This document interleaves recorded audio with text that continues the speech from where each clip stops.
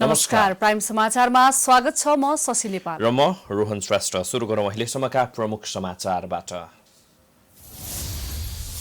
समाजवादी party र राजपा बीच एकता। राजपाबाट 26 र समाजवादीबाट 25 जना सहित 51 सदस्यीय पदाधिकारी निर्वाचन आयोगमा दल दर्ता।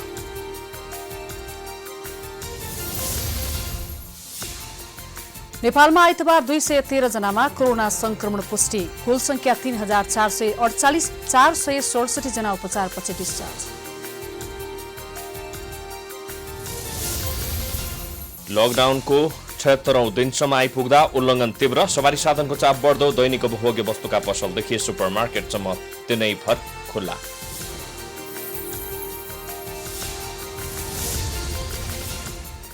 विनियोजित बजेटमाथि छलफल सकियो। अधिकांश सांसदहरू असन्तुष्ट। भोलि अर्थमन्त्रीले अन्तिम जवाफ दिएपछि संघीय संसदबाट अनुमोदन गरिने।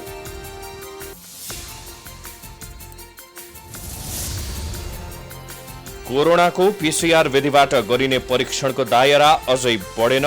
निजी अस्पताललाई दिने विषयमा न्यौ। सरकार औन निर्णयको बन्दी।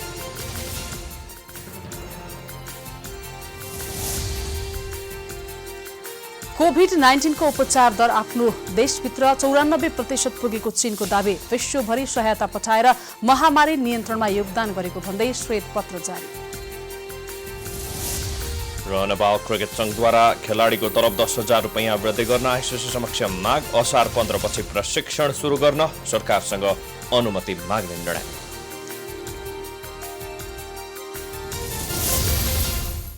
अब समाचार विस्तारमा।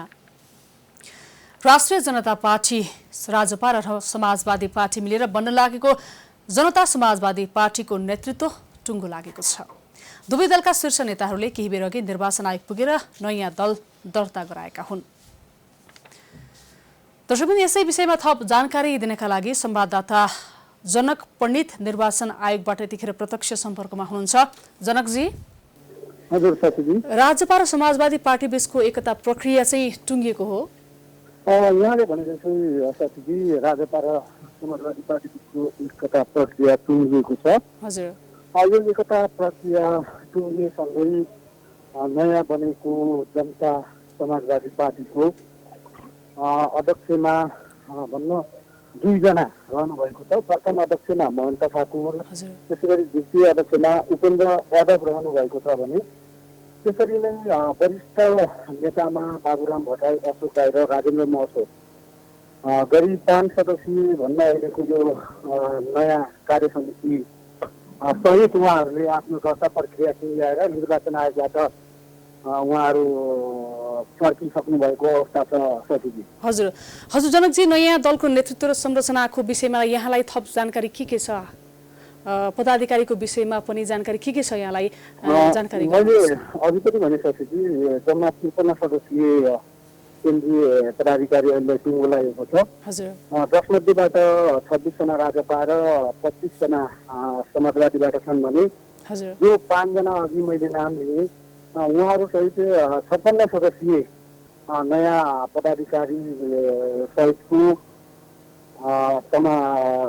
भन्ने नयाँ पदाधिकारी सहितको जनता समाजवादी पार्टीको नयाँ नेतृत्व चयन भएको छ।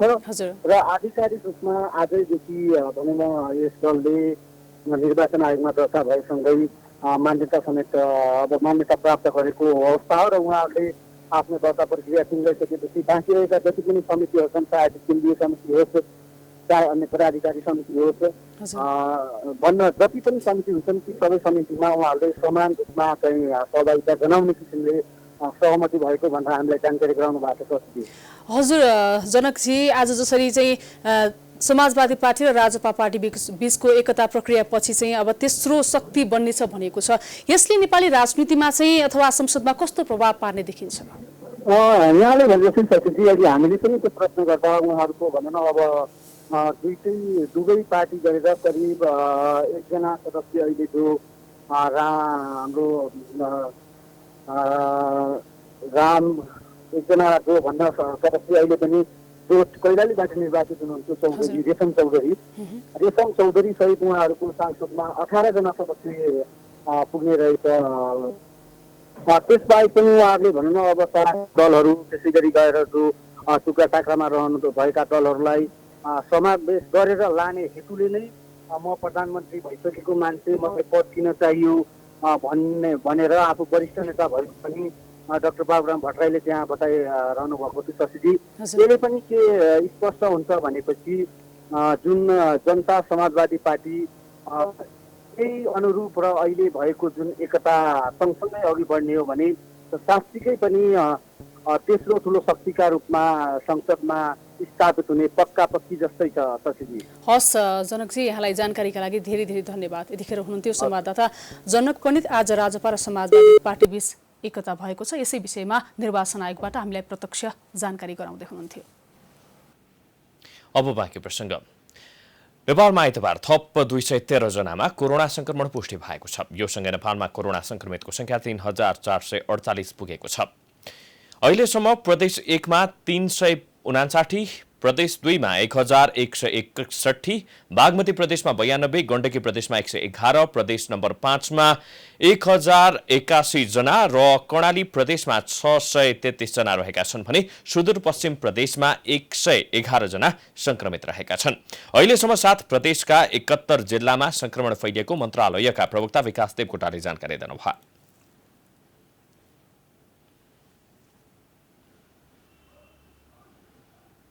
देशभरको हालसम्मको कुल संक्रमित संख्या 3448 पुगेको छ, जसमध्ये पुरुषहरू 3212 र महिलाहरू 236 जना हुनुहुन्छ। जिल्ला 71 पुगेको छ। संक्रमित हुनेमा झापाका 2 जना, सुनसरीका 2 जना, मोरङका 3 जना, धादिङका 1 जना, रौतहटका 1 जना, धनुषाका 1 जना, सिराहाका 2 जना, कालीकोटका 3 जना, दाङका 2 जना, प्युठानका 1 जना, रोल्पाका 1 जना, कपिलवस्तुका 1 जना, दैलेखका 3 जना, सल्यानका 28 जना, सुर्खेतका 20 जना, सर्लाहीका 57 जना, कपिलवस्तुका 9 जना, महोत्तरीका 5 जना, सर्लाहीका 18 जना, सिन्धुपाल्चोकका 1 जना र उदयपुरका 3 जना रहेका छन्। नयाँ संक्रमित मध्ये 209 जना पुरुष र 4 जना महिला रहेका छन्।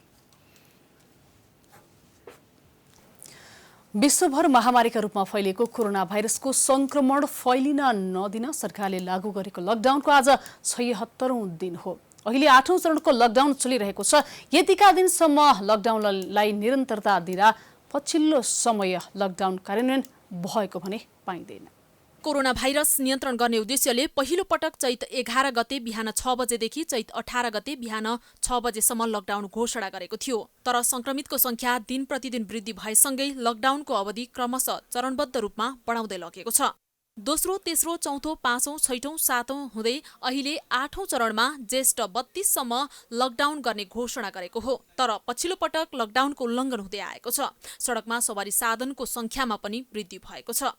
यद्यपि सडकमा सुरक्षाकर्मीले सवारी साधनमाथि निगरानी भने गरिरहेका छन्। तर दिन प्रतिदिन सवारी साधनको संख्या सडकमा बढ्न थालेपछि ट्राफिक प्रहरीले गर्ने चेकिङको प्रभावकारिता कम हुँदै गएको छ। संयौं सवारी साधन गुडिरहँदा सीमित संख्यामा खटिएका प्रहरीले गरेको चेकिङ फितलो देखिएको छ। निकै नै गाह्रो छ र चेकिङ गर्नको लागि पनि हिजो अस्तिको भन्दा आजले अलिकति हामीले च्यालेन्जिङै भएको छ, अलिकति चुनौतीपूर्णै भएको छ। डिस्टेन्स मेन्टेन गर्नुपर्ने त्यो डिस्टेन्स मेन्टेन गर्न पनि कता कता अलिकति असहज भएको जस्तो महसुस भएको छ। त्यही पनि हामीले यथासम्भव भएसम्म हामीले चाहिँ प्रयास गरिरहेछौँ। पछिल्लो दिनमा पसलहरू पनि मनपरी तरिकाले खुल्न थालेका छन्। केही दिन अघि मात्र बिहान मात्रै खुल्ने पसलहरू अहिले दिनभरि खुलेको देख्न सकिन्छ। लामो समयसम्मको लकडाउनले दैनिक गुजारा चलाउने समस्या परेपछि बाध्य भएर पसल खोलिएको व्यापारीहरू बताउँछन्। स्वास्थ्यको कारणले घरमै बसेर उ गर्नु पनि राम्रो कुरो हो, तर अब हामी काम गरेर खाने मान्छे यहाँ भाडा तिर्नु पर्छ हैन। अब 3 महिना हुन लागिसक्यो, त्यही भएर अलिकति अप्ठ्यारै परेर जबरजस्ती हामी खोल्नलाई बाध्यता भएको छ। घर पसल गरेर खाने मान्छेलाई धेरै समस्या परेको छ। समस्या हुँदै मैले हिजोदेखि खोलिरहेको छु। मेरो बाध्यता हो खोल्नुपर्ने, मलाई पनि गाह्रो छ। यहाँबाट घर गएपछि छोराछोरी डराउँछन्, त्यो आफ्नो ठाउँमा छ हैन। मैले यो गर्नुपर्ने आफ्नो ठाउँमा छ, गरिरहेको छु, गर्छु भएर सोचिरहेको छु हैन। एकातिर लकडाउनको पालना हुन सकेको छैन भने अर्कोतिर दिन प्रतिदिन कोरोना संक्रमण फैलिरहेको छ, जसले गर्दा सर्वसाधारणमा त्रास पनि बढिरहेको छ। सरकारले कोरोना नियन्त्रणका लागि लकडाउनको विकल्प खोज्नुपर्नेमा नागरिकहरूको जोड छ। यो लकडाउनले यसरी गर्दा त कुनै समस्या हल त हुँदैन। यसको रणनीति अर्को नै अपनाउनु पर्छ कि अब के गरेर कसरी सम्य हुन्छ त्यो कुरा गर्नु पर्यो नि। एउटै लकडाउन मात्रै गरेर त केही पनि मैले देखिनँ। घरमा बस्नु बाहेक उपायहरू केही छैन होइन। अब घरमा पनि कति बस्ने मलाई त कहिले काहीँ घर बस्दा यस्तो के टाउको दुखेर एकदम फेन्ट होला जस्तो पनि हुन्छ।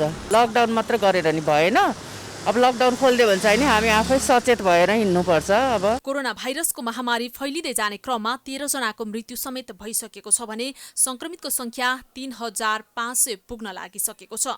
त्यसैले अझै पनि कोरोना विरुद्धको लडाईँमा सबै एकजुट हुनुपर्ने देखिन्छ। तर सरकारले पनि लकडाउनलाई मात्र विकल्पको रूपमा लिनु हुँदैन। क्यामेरामा बेचरेस्टको साथमा रितासमा मुखिया, काठमाडौँ।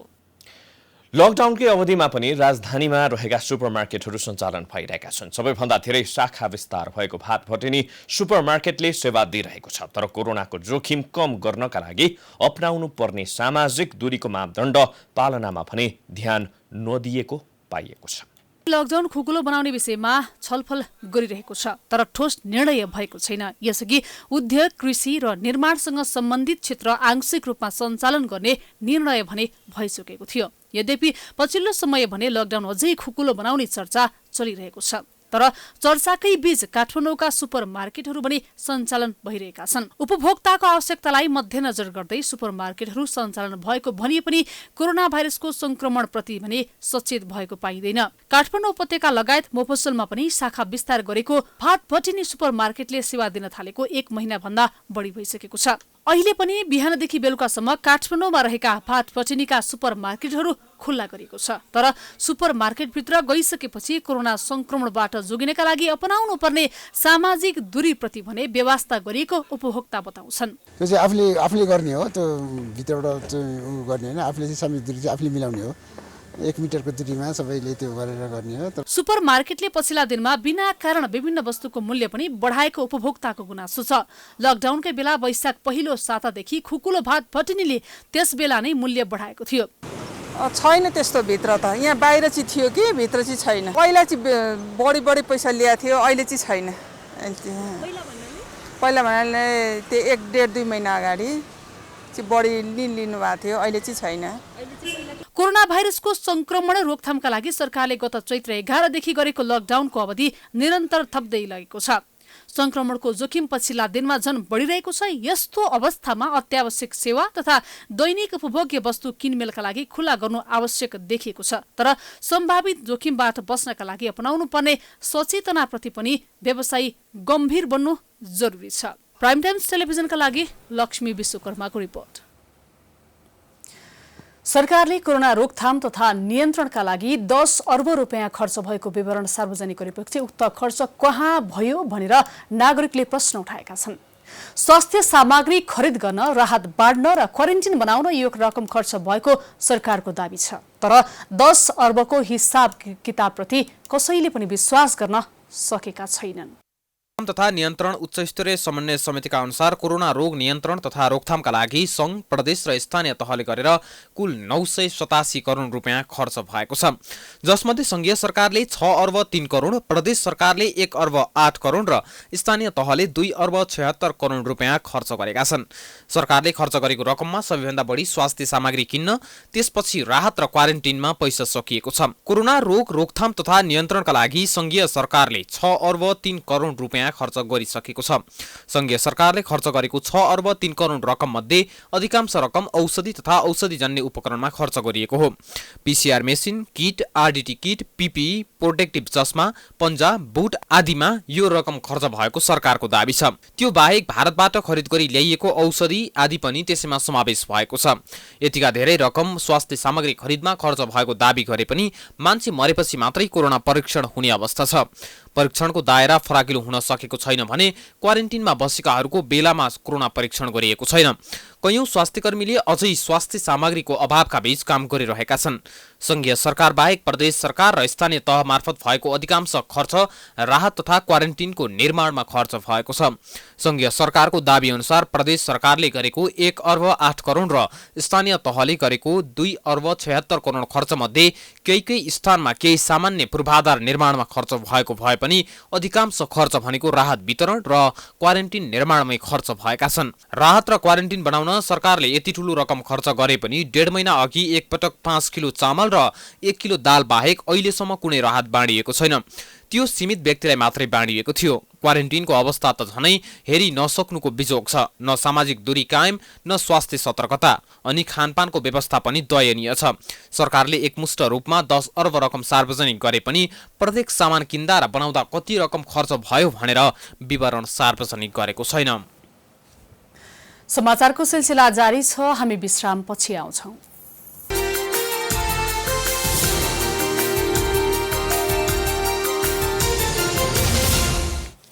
विश्रामपछि पुनः स्वागत छ। अब बाँकी समाचार।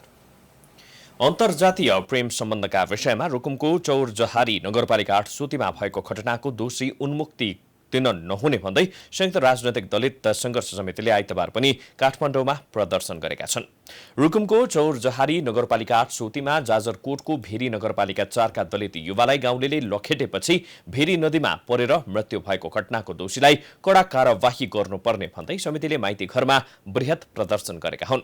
उनीहरूले उक्त घटनाको अनुसन्धान गहिराईमा हुन नसकेको आरोप पनि लगाएका थिए। जातीय नरसंहारकारीहरूलाई हदैसम्मको कारबाही गर्नुपर्ने भन्दै उनीहरूले नाराबाजी गरेका थिए। गैर दलित प्रेमिकालाई भगाएर बिहे गर्न जाजरकोटबाट रुकुम पश्चिमको चौरजहारी नगरपालिका 8 सुती गएका नवराज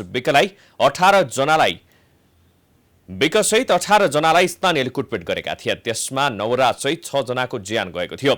उनीहरूको शव भेरी नदीमा भेटिएको थियो। घटनामा संलग्न भएको आरोपमा प्रहरीले 25 जनालाई पक्राउ गरी अनुसन्धान गरिरहेको छ। हालसम्म नेपालमा कोरोना भाइरस परीक्षणको संख्या 2,41,000 पुगेको छ। तीमध्ये 96,000 भन्दा धेरैको पीसीआर टेस्ट गरिएको छ। आरडीटी र पीसीआर गरी पछिल्लो 24 घण्टामा 11,000 भन्दा धेरै परीक्षण गरिएको छ। तर तीमध्ये पीसीआर विधिको संख्या भने 4,000 भन्दा कम छ। अहिलेसम्म कुल 2,41,254 जनाको कोरोना भाइरस परीक्षण गरिएको छ। हालसम्म 96,205 जनाको पीसीआर परीक्षण र 1,45,049 को आरडीटी टेस्ट सम्पन्न भएको स्वास्थ्य तथा जनसंख्या मन्त्रालयका प्रवक्ता डाक्टर विकास देवकोटाले जानकारी दिए।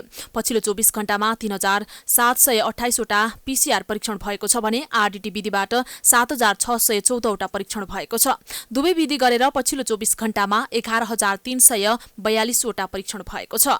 अहिलेसम्म प्रदेश 1 मा 13,300, प्रदेश 2 मा 9,939, बागमती प्रदेशमा 26,786, गण्डकी प्रदेशमा 9,350, प्रदेश 5 मा 31,716, सुदूरपश्चिम प्रदेशमा 33,031, सुदूरपश्चिम प्रदेशमा 33,031 र कर्णाली प्रदेशमा 2,926 जनाको र्यापिड टेस्ट सम्पन्न भएको छ। मन्त्रालयका अनुसार हालसम्म देशभरका क्वारेन्टाइनमा 1,70,732 जना रहेका छन्। तीमध्ये प्रदेश 1 मा 4,388, प्रदेश 2 मा 22,232, बागमती प्रदेशमा 3,195, गण्डकी प्रदेशमा 5,363, प्रदेश 5 मा 39,897, कर्णाली प्रदेशमा 3,282 र सुदूरपश्चिम प्रदेशमा 63,575 जनालाई क्वारेन्टाइनमा राखिएको छ।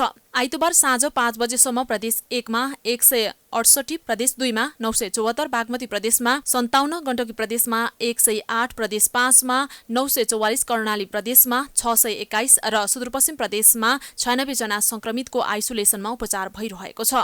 हालसम्म जम्मा 2,968 जना संक्रमितको आइसोलेसनमा उपचार हुँदैछ।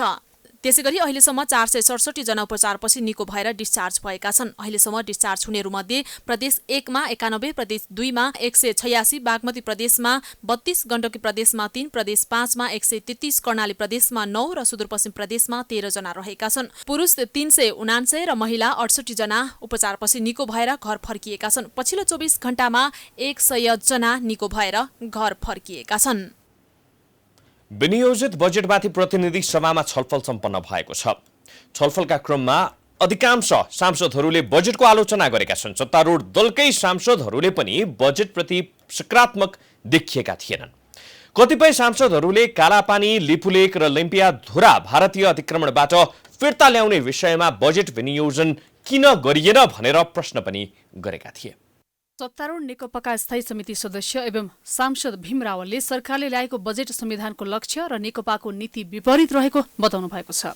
आइतबार विभिन्न मन्त्रालयमाथि विनियोजित बजेटमाथि प्रतिनिधि सभाको आइतबारको बैठकमा बोल्दै रावलले बजेटले संविधान र सत्तारूढ नेकपाले चुनावका क्रममा गरेका प्रतिबद्धता समेट्न नसकेको बताउनु भएको छ। बजेट संविधानले लिएको समाजवाद उन्मुख नीति, राज्यका लोक कल्याणकारी सिद्धान्त र नेकपाका चुनावी घोषणापत्र तथा नीति विपरीत भएको रावलको आरोप छ। रावलले एमसीसीका योजना बजेटमा राखेकोमा आपत्ति जनाउँदै जनता, राजनीतिक दलका नेता र बुद्धिजीवीबाट आलोचित एमसीसीको सम्झौता संसदबाट अनुमोदन नहुँदै बजेटमा समावेश गर्ने जस्तो गैर जिम्मेवार कार्य गरिएको जिकिर गर्नुभयो।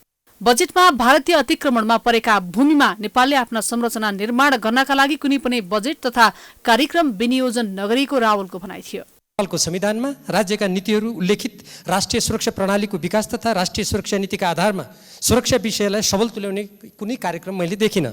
सीमा प्रशासन कार्यालय अन्तर्गत नागरिकता र राहदानी वितरण कार्यक्रमका लागि भनेर जम्मा 2,62,00,000 मात्र छुट्याइएको छ। नेपालको लिम्पियाधुरा, लिपुले, कालापानी, सुस्ता लगायतका भारतबाट अतिक्रमित भूभागमा सडक लगायतका पूर्वाधार निर्माण र स्थानीय जनताका लागि सेवा सुविधाको कार्यक्रम बजेटमा नआउनु यसलाई विडम्बना नै मान्नुपर्छ। देशको चिरकालीन अस्तित्वसँग गाँसिएको र संविधान बमोजिम तुरन्त गर्नुपर्ने नागरिकता सम्बन्धी ऐनको सम्बन्धमा यसमा बजेटमा कुनै पनि चर्चा नगरिनु यो पनि विस्मयकारी छ। सरकारको नेतृत्व गरिरहेको नेपाल कम्युनिस्ट पार्टी नेकपाको सामाजिक आर्थिक रूपान्तरणको आत्मनिर्भर अर्थतन्त्रको विकास र समग्रमा समाजवाद उन्मुख राष्ट्रिय औद्योगिक क्रान्तिको नीति अवलम्बन गरिएको पाइएन। बैठकमा कांग्रेस संसदीय दलका नेता तथा सांसद बालकृष्ण खाँडले सरकार तथा प्रधानमन्त्री असफल भए पनि मुलुक असफल हुन नसक्ने बताउनुभयो। खाँडले असफल प्रधानमन्त्री र असफल सरकारलाई बोकेर नहिन्न सत्तापक्षका सांसदहरूलाई सुझाव दिनुभयो। कालापानी, लिपुलेक र लिम्पियाधुरा भारतीय अतिक्रमणबाट फिर्ता ल्याउने विषयमा बजेट विनियोजन नभएकोले आवश्यक बजेट छुट्याउन पनि खाँडले माग गर्नुभयो। सरकारले चाहे कोरोना व्यवस्थापन गर्ने क्रममा होस्, चाहे बाढी पहिरो व्यवस्थापन गर्ने क्रममा होस्, चाहे प्रशासन सञ्चालन गर्ने क्रममा होस्, पूर्ण रूपमा यो सरकार असफल भएको छ। प्रधानमन्त्रीजी असफल हुनुभएको छ। सत्तासीन पार्टीले असफल नबनाओस्, त्यसकारणले असफल सरकारलाई कतिसम्म बोक्ने, असफल प्रधानमन्त्रीलाई कतिसम्म बोक्ने, मान्य सत्तासीन पार्टी गम्भीर बनाओस् र यो असफलतालाई अविलम्ब यसलाई चाहिँ असफलतालाई बदल्नको लागि तपाईँहरू तयार हुनुहोस्। मुलुक असफल हुन सक्दैन। सरकार असफल होला, प्रधानमन्त्री असफल होला, मुलुक असफल हुनु हुँदैन। त्यसकारणले तपाईँले गम्भीर बनेर सत्तासीन पार्टीले गम्भीर निर्णय गरोस्।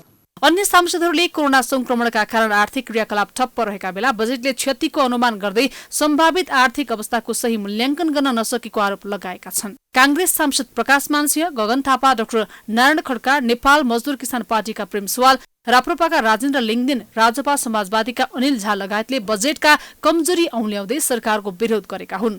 राष्ट्रपति शैक्षिक सुधार कार्यक्रम भनेर राजाले जो बक्सिस मारेको जस्तो राष्ट्रपतिले खुट्टा टेकेको ठाउँमा मन लाग्दै गर्दा पैसा दिन पाउने कार्यक्रम संहिता विरोधी छ, संविधान विरोधी छ, व्यवस्था विरोधी छ। यस्तो कार्यक्रममा गएको वर्ष 5 अरब छुट्याएको ठाउँमा यो वर्ष बढाएर 6 अरब बनाउने। अनि यो कार्यक्रम बनाउँदै गर्दा अहिले पछाडि भन्नु होला हाम्रो कार्यविधि हामीले पनि पढेका छौँ, कसरी बाँडिन्छ हामीलाई पनि थाहा छ। तर यो कार्यक्रम बनाउँदै गर्दा अलिकति याद आएन त्यो इडिसिडीमा बसेका सहजकर्ता, तलब नपाएर बसेका ती विद्यालयका कर्मचारीहरूको याद आएन, वा विश्वविद्यालयका आंशिक प्राध्यापक भोकै बसिरहेको याद आएन। 7,000 विद्यालयमा 700 विद्यालयमा मात्र शिक्षकको दरबन्दी पुगेको छ। 57,000 शिक्षक शिक्षा मन्त्रालयको अध्ययनले भन्छ। तिनको बारेमा काम नगर्ने, तर एकजना शिक्षक राख्न नसकेको शिक्षक स्वयंसेवक कार्यक्रममा 1 अरब 50 करोडबाट बढाएर 2 अरब 23 करोड बनाउने। बैठकमा विनियोजन विधेयक 2077 अन्तर्गत विभिन्न मन्त्रालयका विनियोजित शीर्षकमाथि खर्च कटौतीका 10 प्रस्ताव प्रस्तुत गरिएको छ। ऊर्जा तथा सिंचाई, शिक्षा, विज्ञान तथा प्रविधि, संघीय मामिला तथा सामान्य प्रशासन, परराष्ट्र, गृह र रक्षा मन्त्रालय तथा प्रधानमन्त्री तथा मन्त्री परिषदको कार्यालय, राष्ट्रिय योजना आयोगको सचिवालय, राष्ट्रपतिको कार्यालय एवं उपराष्ट्रपतिको कार्यालय सम्बन्धी विनियोजन शीर्षकमाथि दुर्गा पौडेल, ज्ञानेन्द्र बहादुर कार्की, प्रेम सुवाल लगायतले खर्च कटौतीको प्रस्ताव पेश गर्नुभएको हो। बैठकमा प्रधानमन्त्रीका तर्फबाट उपप्रधानमन्त्री एवं रक्षा मन्त्री ईश्वर पोखरेलले राष्ट्रिय सुरक्षा परिषदको वार्षिक प्रतिवेदन 2075-76 पेश गर्नुभएको थियो। सभामुख अग्नि प्रसाद सापकोटाले सांसदलाई सदनमा बोल्ने क्रममा अभिव्यक्ति, टीका टिप्पणी, व्यक्तिगत टीका टिप्पणी र आरोप प्रत्यारोपतिर नजान ध्यानाकर्षण गराउनु भएको छ। प्रतिनिधि सभाको आइतबारको बैठकमा राष्ट्रिय जनता पार्टीकी चन्दा चौधरीले यही जेठ 19 गतेको बैठकमा एक सांसदले गरेको टिप्पणीप्रति आपत्ति जनाउँदै सो विषय रेकर्डबाट हटाउन माग गरेपछि सभामुखले सो आग्रह गर्नुभएको हो। सभामुख सापकोटाले सो विषयका बारेमा सबैलाई विवरण लिई कार्यव्यवस्था समितिमा राखेर छलफल गरिने जनाउँदै त्यस सम्बन्धमा रुलिङ भइसकेकाले प्रवेश नगर्न आग्रह गर्नुभयो। साथै उहाँले वर्तमान संकटमा पनि सदन चलाएर राष्ट्रिय महत्त्वका विषयमा निष्कर्षतिर गइरहेका बेलामा व्यक्तिगत टीका टिप्पणी र आरोप प्रत्यारोपतिर नजान अनुरोध गर्नुभयो। यो विषयमा मैले रुलिङ गरिसकेको छु। म सबै विवरण लिएर धन्यवाद, लेकिन मैं कुछ और बात रखना चाहती हूं। परामर्श समितिमा राख्छु, त्यो विषयमा तपाई प्रवेश नगर्नु होला। सांसद चन्दा चौधरीले सदनमा हिन्दी भाषामा बोलेका आधारमा भारतीय चेली भनेर गरेको टिप्पणीप्रति आपत्ति प्रकट गर्दै सांसद नियमावलीमा नै आफूलाई सहज हुने भाषामा सदनमा बोल्न पाउने व्यवस्था गरेको बताउनु भएको थियो। कोरोना संक्रमितको संख्या बढ्दै गएपछि सप्तरीको राजविराजमा आइतबारदेखि पीसीआर स्वाब परीक्षण प्रयोगशाला सञ्चालनमा आएको छ। परीक्षणको दायरा बढाउन प्रदेश 2 सरकारले पीसीआर परीक्षण उपकरण तथा 25 लाख रुपैयाँ गजेन्द्र नारायण सिंह अस्पताललाई उपलब्ध गराएको थियो। आइतबार स्वास्थ्य तथा जनसङ्ख्या मन्त्रालय तथा प्रदेश 2 को सामाजिक विकास मन्त्रालयबाट खटिएको टोलीले मसिन जडान तथा डेमो परीक्षण कार्य सके लगत्तै औपचारिक पीसीआर परीक्षण कार्य सुरु भएको हो। पहिलो दिन राजविराज नगरपालिका तथा आसपासका विभिन्न गाउँपालिकामा क्वारेन्टाइनमा रहेका 48 जना आशंकितको स्वाब संकलन गरी परीक्षण प्रक्रिया सुरु गरिएको हो। परीक्षण गरिरहेको छु स्याम्पलहरू विभिन्न नगरपालिकाभित्रको प्लस विभिन्न गाउँपालिकाको क्वारेन्टाइनमा रहेका बिरामीहरूको चाहिँ स्याम्पल कलेक्सन गरिएको छ र आज अब सुरु गरिसकेका छैन। हामीले एकछिनपछि चाहिँ फेरि स्याम्पल राखिदिनु। हाम्रो यो कति क्षमता भयो, एक दिनमा कति पीसीआर परीक्षण हुने सम्भावना हेर्नु? खास सुरुमा अलि थोरै गरिरहेका छौँ। सुरुमा अब टिम स्टेपमा सुरुवातमा हिजो जस्तै 22 गऱ्यौँ। प्रयोगशालामा माइक्रोबायोलोजिस्ट, ल्याब असिस्टेन्ट र तालिमप्राप्त सहयोगी गरी 10 जना जनशक्ति परिचालन गरिएको छ। पीसीआर परीक्षण प्रयोगशाला नहुँदा आशंका गरिएकाहरूको स्वाब सङ्कलन गरी यसअघि धरान, विराटनगर र काठमाडौँ पठाउने गरिएको थियो। सरकारले कोरोना परीक्षणको दायरा बढाएर संक्रमणको अवस्था पहिचान गर्न भन्दै गत जेठ 6 गते निजी क्षेत्रका स्वास्थ्य संस्थाबाट समेत शुल्क तिरेर स्वैच्छिक आरडीटी पीसीआर परीक्षण गर्न दिने निर्णय गर्यो। संक्रमित दिनहुँ बढेर 3500 पुग्न लाग्दा निजी क्षेत्रलाई विश्वासमा लिएर सहकार्य गर्नुपर्ने सरकार अझै अन्योलमा छ। जनसङ्ख्या मन्त्रालयले गर्ने नियमित पत्रकार सम्मेलनका क्रममा मन्त्रालयका प्रवक्ता डाक्टर विकास देवकोटाले स्वेच्छाले परीक्षण गर्न चाहनेलाई सार्वजनिक स्वास्थ्य संस्थामा आरडीटी पीसीआर परीक्षण गर्न पाउने गरी नीतिगत निर्णय भएको भन्दै जानकारी दिएको यो सुन्नुहोस्। राष्ट्रिय जनस्वास्थ्य प्रयोगशालाबाट तोकिएको मापदण्ड र सूचनाको गोपनीयता तथा नियमित रिपोर्टिङ गर्ने शर्त अनिवार्य पालना गर्ने गरी लक्षण नभएका आरडीटी पीसीआर परीक्षण स्वेच्छाले गर्न चाहने स्वदेशी तथा विदेशी नागरिकहरूलाई तोकिएको सार्वजनिक स्वास्थ्य संस्थाहरू मार्फत तोकिएका दर रेटमा त्यो दर रेट ती सार्वजनिक स्वास्थ्य संस्थाहरूले आफ्नो मापदण्ड अनुसार तोक्नेछन्।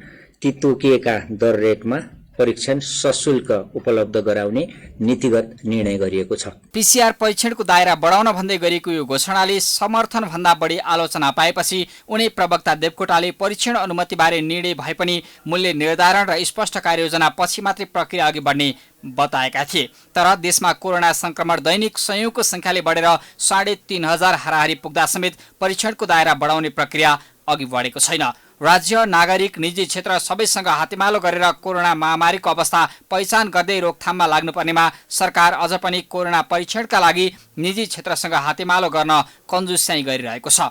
1.5 साता पहिले राष्ट्रिय जनस्वास्थ्य प्रयोगशालामा स्वीकृति लिएर पोलिमरेज चेन रियाक्सन पीसीआर विधिबाट परीक्षण गर्न दिने निर्णय गरेको सरकार 15,000 शुल्क निर्धारण भएको भन्दै आलोचना बढेपछि एकाएक पछि हटेको थियो। क्षमता भएका व्यक्तिहरूले शुल्क तिरेर परीक्षण गर्ने र सामान्य तथा विपन्नहरूको कोरोना पहिचानमा तीव्रता दिनुपर्ने आवाज उठिरहँदा कतिपय निजी अस्पतालहरू आफूहरू कोरोनाको पीसीआर परीक्षणमा सबल भए पनि राज्यले अन्याय गरेको बताइरहेका छन्। प्राइभेट भए पनि यो गभर्नमेन्टको हस्पिटल हो, यो राज्यको हस्पिटल हो। यो कुनै पनि एउटा त्यता इन्फ्रास्ट्रक्चर भनेको कुनै पनि प्राइभेट हुँदैन। हेर्नुहोस् होला प्राइभेट व्यक्तिले सञ्चालन गरेको छ, प्राइभेटको त्यो रुपियाँ छ, तर एउटा राज्यको तपाईँको नियम कानुनभित्र रहेर राज्यसँग सहकार्य गरेर हामीले काम गरिरहेका छौँ।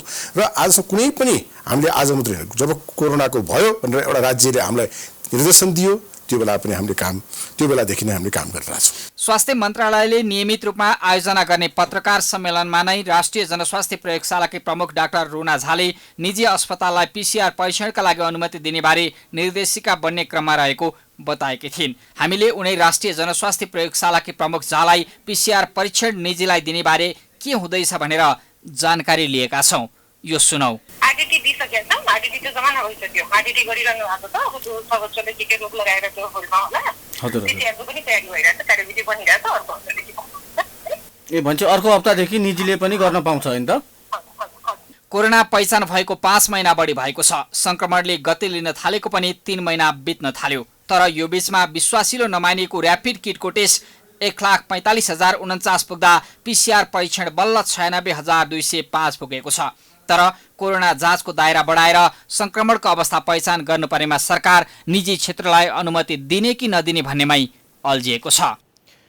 PCR विधिबाट कोरोना संक्रमणको परीक्षण गर्न माग गर्दै कैलालीको गौरी गंगा नगरपालिकाको क्वारेन्टिनमा बसेकाहरूले वडा कार्यालय घेराउ गरेका छन्। गौरी गंगा स्थित अमरबाबी क्वारेन्टिनमा रहेका 62 जनाले बाहिर निस्केर नाराबाजी गर्दै नगरपालिकाको वडा नम्बर 6 को कार्यालय घेराउ गरेका हुन्।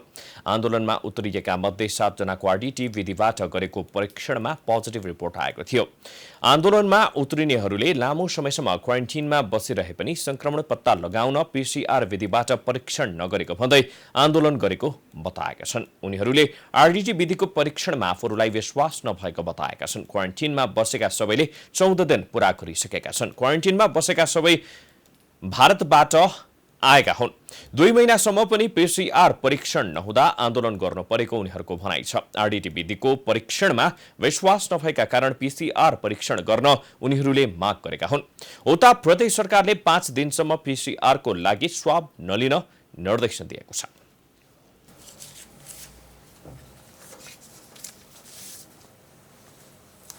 समाचारको सिलसिला जारी छ। हामी विश्रामपछि आउँछौं। विश्राम अघि प्रमुख समाचार। समाजवादी पार्टी र राजपा बीच एकता प्रक्रिया टुंग्यो। महन्त ठाकुर, उपेन्द्र यादव अध्यक्ष, बाबुराम भट्टराई, अशोक राई र राजेन्द्र महतो वरिष्ठ नेता।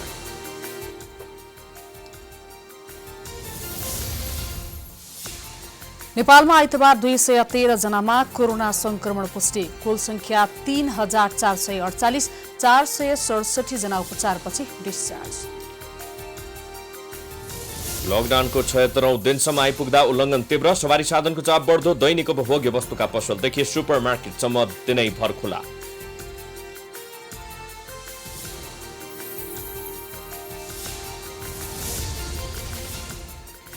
विनियोजित बजेटमाथि छलफल सकियो। अधिकांश सांसदहरू असन्तुष्ट। भोलि अर्थमन्त्रीले अन्तिम जवाफ दिएपछि संघीय संसदबाट अनुमोदन गरिने।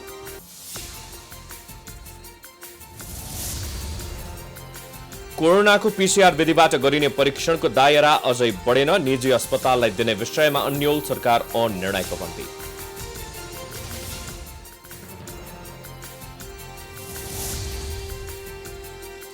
कोभिड-19 को उपचार दर आफ्नो देशभित्र 94% पुगेको चीनको दाबी। विश्वभरि सहायता पठाएर महामारी नियन्त्रणमा योगदान गरेको भन्दै श्वेतपत्र जारी।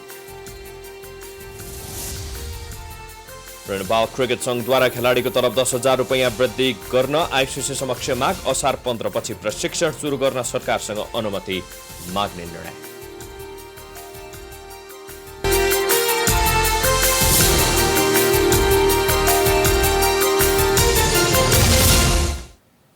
विश्रामपछि पुनः स्वागत छ। अब आर्थिक समाचार।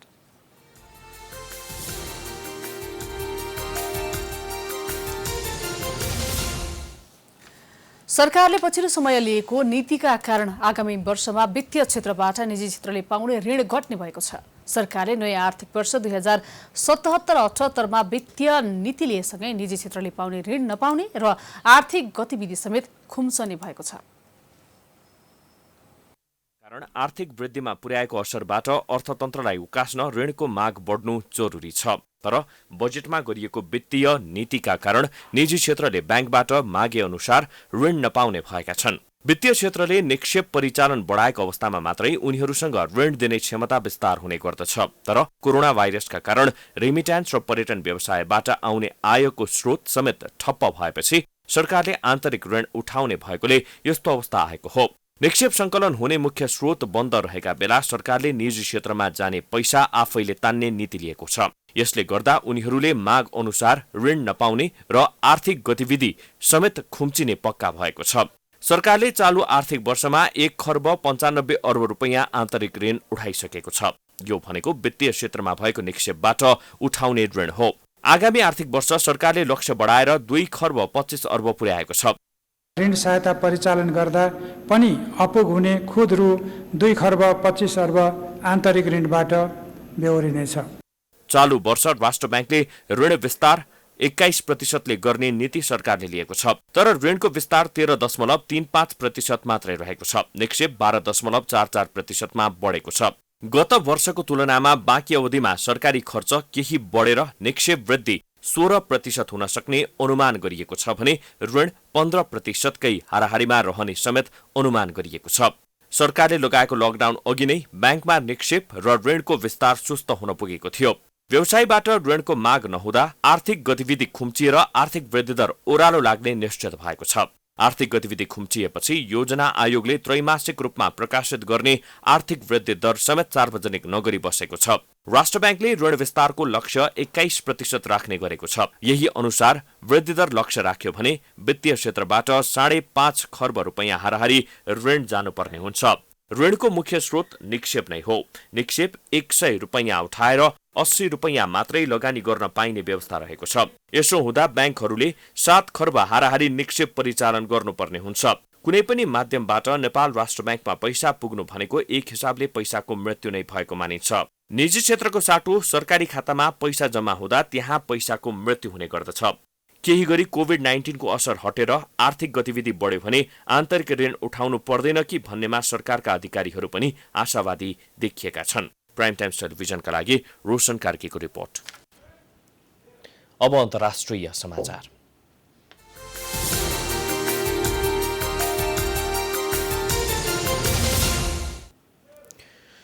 चीनले विश्वव्यापी महामारीको रूपमा फैलिएको कोभिड-19 को उपचार दर चीनभित्र 94% पुगेको दावी गरेको छ। आइतबार बेजिङमा कोरोना भाइरस विरुद्धको लडाईँ सम्बन्धी एउटा श्वेत पत्र जारी गर्दै चीनले 94% भन्दा बढी संक्रमितको उपचार भएको, परम्परागत औषधि चलाइएको, संक्रमितको निःशुल्क उपचार गरिएको र विश्वका विभिन्न मुलुकमा आफ्नो सहायता उपलब्ध गराएको जानकारी दिएको हो। श्वेत पत्रमा मे महिनाको अन्त्यसम्ममा मुख्य भूमि चीनमा 83,000 भन्दा बढी निश्चित संक्रमित मध्ये 78,300 भन्दा बढीको उपचार भएकोले उपचार दर 94.3% रहेको उल्लेख गरिएको छ। चीनले कुनै पनि संक्रमितलाई नछोडेर व्यापक अनुशासित पूर्ण रोकथाम र नियन्त्रणका उपाय अवलम्बन गरेको चीनले आफ्नो अनुभवहरू विश्वका विभिन्न मुलुकहरूमा बाँडिरहेको पनि बताएको छ। चीनले 80 नागेका होइका करिब 3,000 संक्रमितलाई सन्चो पारेको दावी गरेको छ। उनीहरूका लागि राज्यको 15 लाख चिनिया युआन सबै राज्यले बेहोरेको छ।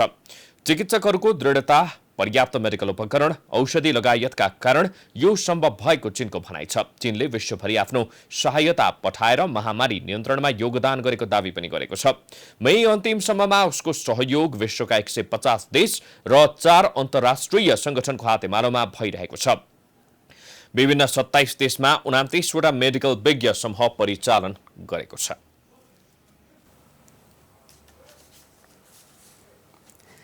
आइतबार साँझसम्म कोरोना भाइरस अर्थात् कोभिड-19बाट मृत्यु हुनेको संख्या 4,03,000 पुगेको छ। विश्वभर अहिलेसम्म यो भाइरसका कारण 70,10,000 संक्रमित भएका छन्। संक्रमित मध्ये 34,30,000 जना निको भएका छन्। उपचाररत करिब 31,77,000 मध्ये 53,700 को अवस्था भने चिन्ताजनक छ। अहिलेसम्म 213 राष्ट्रमा फैलिएको कोरोनाले सबैभन्दा धेरै अमेरिकाका नागरिकको मृत्यु भएको छ भने संक्रमण पनि अमेरिकामा नै धेरै फैलिएको छ। अमेरिकामा मृतकको संख्या 1,12,000 नागेको छ। त्यहाँ संक्रमितको संख्या 20 लाख पुग्न लागेको छ। भारतमा कोरोना भाइरसको संक्रमण तीव्र रूपले बढ्ने क्रम जारी छ। भारतमा संक्रमितको संख्या 2,48,000 नागेको छ। त्यस्तै भारतमा अहिलेसम्म 6,960 जनाको मृत्यु भएको छ। संक्रमण पुष्टि भएका मध्ये भारतमा 1,20,000 भन्दा बढी निको भएका छन्। अब खेलकुद समाचार।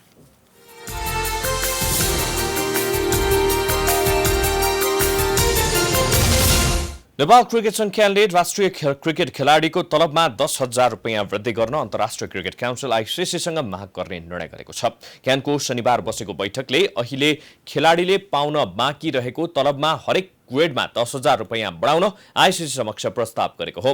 नेपाली खेलाडीहरूलाई 3 ग्रेडबाट बाँडेर आइसिसीले तलब पठाइरहेको छ। क्यान नलम्बन भएको बेला आइसिसीले तलब दिने गरेको थियो। क्यानले सेन्ट्रल कन्ट्र्याक्टको नयाँ लिस्ट सार्वजनिक गर्नुअघि तलब बढाउन प्रस्ताव गरिएको हो। अहिले ग्रेड एमा रहेका खेलाडीले 35,000, ग्रेड बीमा रहेकाले 25,000 र ग्रेड सीमा रहेकाले 15,000 रुपियाँका दरले तलब पाउनेछन्। पुरुषतर्फ 24 र महिलातर्फ 18 खेलाडीको सेन्ट्रल कन्ट्र्याक्ट गरिने यसअघि नै क्यानले निर्णय गरेको छ। महिला क्रिकेटरको पहिलो पटक सेन्ट्रल कन्ट्र्याक्ट हुन लागेको हो। यस्तै खेलाडीको प्रशिक्षण गर्नका लागि सरकारको निर्णय पर्खिरहेको क्यान स्रोतले बताएको छ। असार 15 पछि प्रशिक्षण फेरि सुरु गर्नका लागि सरकारसँग अनुमति माग्ने निर्णय भएको हो।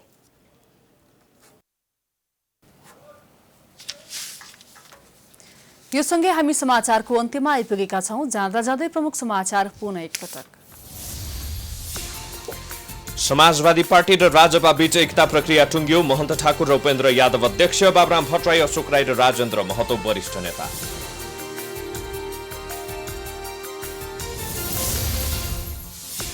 नेपालमा आइतबार 213 जनामा कोरोना संक्रमण पुष्टि। कुल संख्या 3,448, 467 जना उपचारपछि डिस्चार्ज।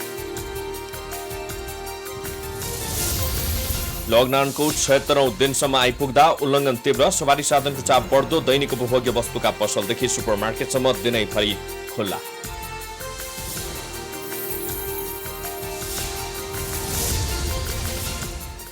विनियोजित बजेटमाथि छलफल सकियो। अधिकांश सांसदहरू असन्तुष्ट। भोलि अर्थमन्त्रीले अन्तिम जवाफ दिएपछि संघीय संसदबाट अनुमोदन गरिने। कोरोनाको पीसीआर विधिबाट गरिने परीक्षणको दायरा अझै बढेन। निजी अस्पताललाई दिने विषयमा न्योल सरकार निर्णयको बन्दी।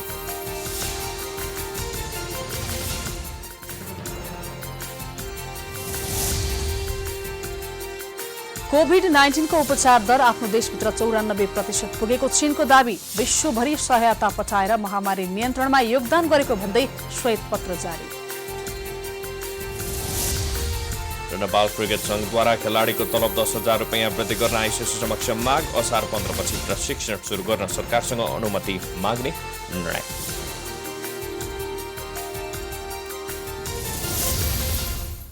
प्राइम समाचार अहिलेलाई सकियो। यस पछिको प्रस्तुति जनता जान्न चाहन्छन् ऋषि धमलाको साथमा। हेर्दै गर्नुहोला प्राइम टाइम्स टेलिभिजन। नमस्कार।